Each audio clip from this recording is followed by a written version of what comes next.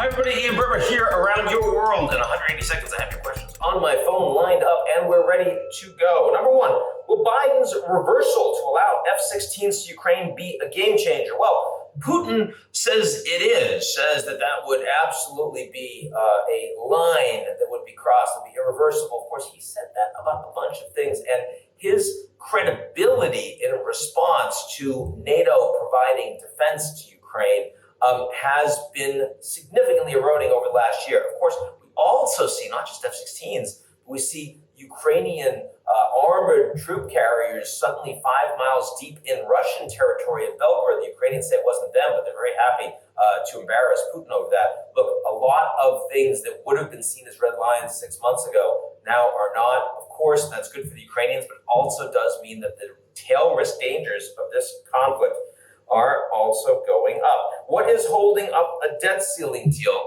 Political dysfunction in the United States, massive divisions inside the Democratic and Republican parties.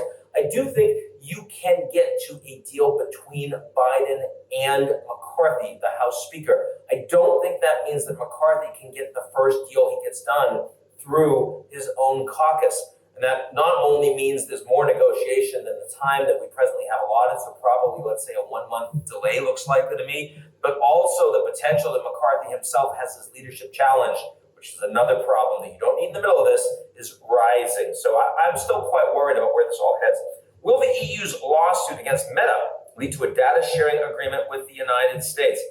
I'm not sure that we're there yet. I still see that the Europeans and the Americans are thinking about data from different perspectives. The Europeans are much more willing to support privacy and infringe on what the technology companies have to do, the regulations, in a much less company-friendly way than the Americans, who, of course, have these companies domiciled based in the United States. There is more coordination and talk of data security between the Americans and the Europeans, but I still think we're far from an overall regulatory framework. That's it for me. I'll talk to you all real soon.